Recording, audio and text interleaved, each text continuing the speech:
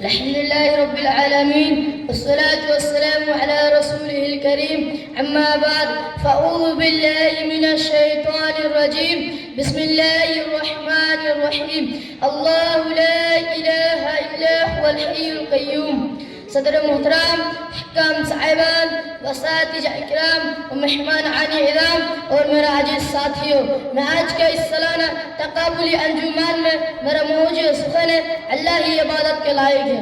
بہت سے لوگ ایسے ہیں جو اللہ پاک کو تو مانتے ہیں، اس کو مالک اور رب بھی کہتے ہیں، مگر عبادت اللہ کے سوا دوسری کی بھی کرتے ہیں۔ جیسے وہ لوگ جو کسی مورت اور بت کی پوجا کرتے ہیں، دیوی دیوتا کے سامنے ہاتھ جوڑتے ہیں، ان کو سجدہ کرتے ہیں، پہ چڑھاوا چڑھاتے ہیں، ان کی منت مانگتے ہیں، ان سے اولاد مانگتے ہیں اور ان کی ناخوشی سے ڈرتے ہیں۔ ایسا لوگ اب بھی موجود ہے۔ ہمارے حضرت رسول اللہ صلی اللہ علیہ وسلم کا زمانہ بھی موجود تھے۔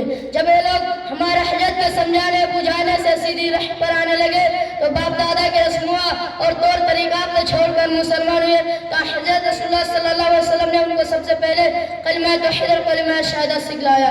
اس کلمہ کے ذریعے ان کو بتایا کہ اللہ ہمارا مالک اور معبود ہے، ہم اس کے بندے اور غلام ہیں۔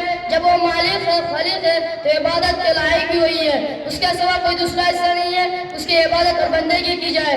اس لیے سب کام جو تم کسی بت اور دیوی دیوتا کے ساتھ کرتے ہو یہ سب چھوڑ دو، یہ سب شرک ہے۔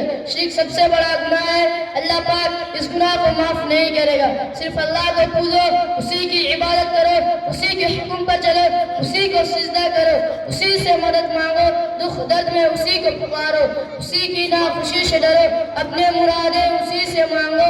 وہ دور اور نزدیک سب کی سنتا ہے، اسے مانگنے کے لیے کسی شخص کے وسیلہ اور واسطہ کی ضرورت نہیں ہے۔ آخر میں اللہ تعالیٰ سے دعا کروں کہ اللہ ہم کو تیری عبادت مکمل طور پر کرنے کی توفیق عطا فرمائے، آمین۔ السلام علیکم ورحمۃ اللہ۔ একটা বিশেষ ঘোষণা